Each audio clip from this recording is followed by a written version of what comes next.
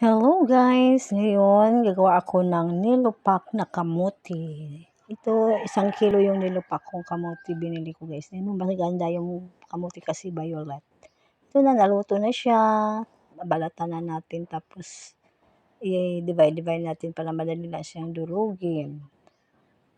O, tingnan nyo guys, maganda siya yung kamote kasi violet. Masarap sana kung may puti din. Umpisa na natin sa pagdurog-durog hanggang maubos lahat madurog at wala nang buo-buo.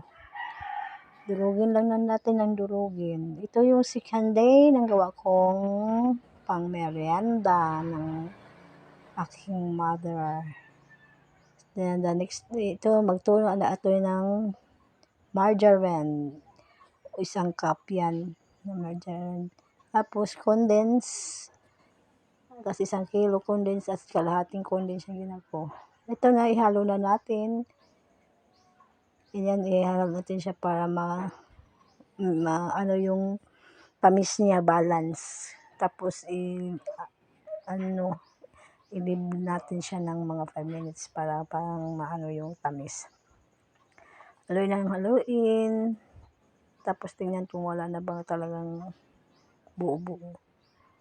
Okay lang, ayan, ganyan lang guys. Yan ang nakita ko sa YouTube, ginagaya ko. Ito, lagayan natin sa lagayan, unique yung aking lagayan guys.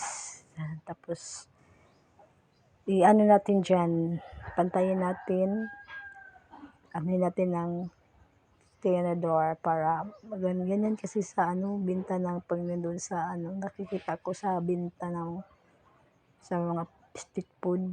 Ito yung paborito ko nilupak guys. Maganda sana yung bulanghoy, walang kamuting bulanghoy, kaya kamuti na lang.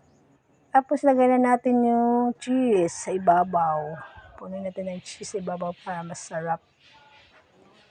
Ayan, mag-ano na tayo guys. Ayurin lang natin yung cheese hanggang maano na siya puno. Okay. Okay.